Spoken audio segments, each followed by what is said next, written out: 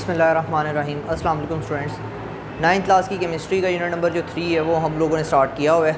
आज का जो हमारा टॉपिक है वो है इलेक्ट्रॉन एफिनिटी। इलेक्ट्रॉन एफिनिटी का जो टॉपिक है वो आयोनाइजेशन एनर्जी से काफ़ी ज़्यादा मिलता जुलता टॉपिक है। आयोनाइजेशन एनर्जी में हम लोगों ने पढ़ा था वो एनर्जी जो किसी भी एटम के वैलेंस शेल से एक इलेक्ट्रॉन निकालने के लिए दरकार होती है उसे हम लोग क्या कहते हैं, आयोनाइजेशन एनर्जी कहते हैं। जबकि इलेक्ट्रॉन एफिनिटी जो है वो इसका उल्ट है, वहाँ पे हम लोग इलेक्ट्रॉन निकालते हैं, यहाँ पर हम लोग इलेक्ट्रॉन क्या करते हैं, दाखिल करते हैं। फॉर एग्जांपल क्लोरीन या फ्लोरीन जो है उनके वैलेंस शेल में एक इलेक्ट्रॉन की कमी होती है। जब वो एक इलेक्ट्रॉन क्या करती हैं, हासिल करती हैं, तो उस दौरान जो एनर्जी अब खारिज नहीं होगी, अब एनर्जी क्या होती है, जज़ब होती है, खारिज होती है। आयोनाइजेशन एनर्जी में एनर्जी एब्जॉर्ब होती है, यहाँ पर एनर्जी रिलीज़ होती है। तो जितनी एनर्जी रिलीज़ होती है उस एनर्जी को हम लोग क्या कहते हैं, इलेक्ट्रॉन एफिनिटी कहते हैं। तो डेफिनेशन है, electron affinity is defined as the amount of energy release, जितनी एनर्जी खारिज होती है when an electron is added in the outermost shell of an isolated gaseous atom. एक गैसी हालत में मौजूद आइसोलेटेड एटम के आउटर मोस्ट शेल यानी वैलेंस शेल के अंदर एक इलेक्ट्रॉन दाखिल करने के लिए जो एनर्जी दरकार होती है, जो एनर्जी खारिज होती है, उसे हम लोग क्या कहते हैं, इलेक्ट्रॉन एफिनिटी कहते हैं। फॉर एग्जांपल अगर हम लोग फ्लोरीन है, इसके वैलेंस शेल में एक इलेक्ट्रॉन ऐड कर दें तो ये फ्लोरीन आयन बन जाएगा, और इस या F माइनस सिंपल कह सकते हैं। और इसके लिए जितनी एनर्जी जो है वो चाहिए है -328 किलो जूल पर मोल।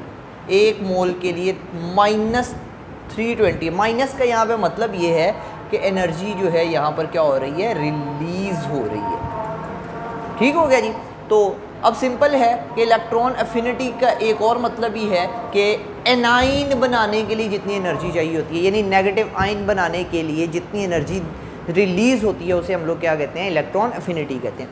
अब सबसे पहले हम लोग इसका ट्रेंड पढ़ेंगे पीरियड के अंदर, देन हम लोग इसका ट्रेंड पढ़ेंगे ग्रुप के अंदर। सेम आयोनाइजेशन एनर्जी वाला ही ट्रेंड है। सबसे पहले हम लोग इसका ट्रेंड पढ़ते हैं पीरियड में। पीरियड के अंदर हम लोगों को पता है लेफ़्ट टू राइट हम लोग जाएँ, लेफ़्ट टू राइट, तो जो साइज़ है वो डिक्रीज़ होता है, साइज़ जो है वो डिक्रीज़ होगा। अब साइज़ डिक्रीज़ होगा तो इसका मतलब है वैलेंस इलेक्ट्रॉन्स पर जो गिरफ्त है, जो कशिश है न्यूक्लियस की, वो क्या हो जाती है, ज़्यादा हो जाती है। अब वहाँ पर एक इलेक्ट्रॉन को दाखिल करना है अगर आपने, तो उसके लिए ज़्यादा एनर्जी क्या करनी पड़ेगी, रिलीज़ करनी पड़ेगी। जितना साइज़ छोटा होता जाएगा उतनी एनर्जी ज़्यादा रिलीज़ करनी पड़ती है। तो इसका मतलब ये है कि लेफ़्ट टू राइट अगर हम लोग जाएं तो इलेक्ट्रॉन एफिनिटी जो है वो इंक्रीज़ होती है, इलेक्ट्रॉन एफिनिटी इंक्रीज़। सही हो गया जी। अब अगर हम लोग इसका ट्रेंड देखें ग्रुप के अंदर, तो ग्रुप में अगर हम लोग ऊपर से नीचे आएँ तो साइज़ जो है हमें पता है वो क्या होता है, इंक्रीज़ होता है। अब साइज़ इंक्रीज़ होने की वजह से जो वैलेंस इलेक्ट्रॉन्स हैं उन पर जो गिरफ्त है न्यूक्लियस की या कशिश जो है वो क्या होती जाती है, कम होती जाती है। इसलिए जितना साइज़ बड़ा होता जाएगा उतना इलेक्ट्रॉन को दाखिल करना भी क्या होता जाएगा, आसान होता जाएगा। तो जितना साइज़ बड़ा हो जाएगा उतनी इलेक्ट्रॉन एफिनिटी क्या हो जाएगी, कम हो जाएगी, यानी उतनी कम एनर्जी रिलीज़ होगी। तो यहाँ पर डाउन द ग्रुप जो है इलेक्ट्रॉन एफिनिटी जो है वो डिक्रीज़ होती है,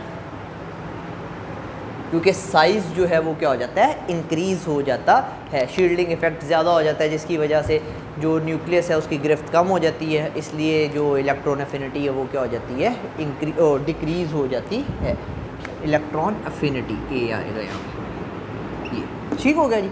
तो ये था आज का हमारा टॉपिक जिसके अंदर हम लोगों ने इलेक्ट्रॉन एफिनिटी को डिस्कस किया। आज के लिए इतना ही, अल्लाह हाफ़िज़।